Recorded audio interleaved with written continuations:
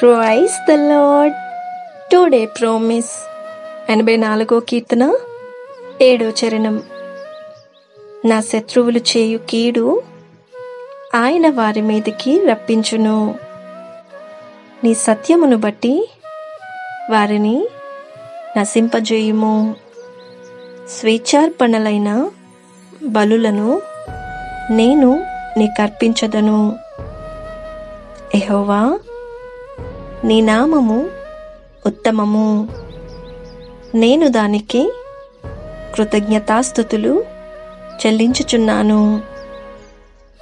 ఆపదలన్నిటిలో నుండి ఆయన నన్ను విడిపించియున్నాడు.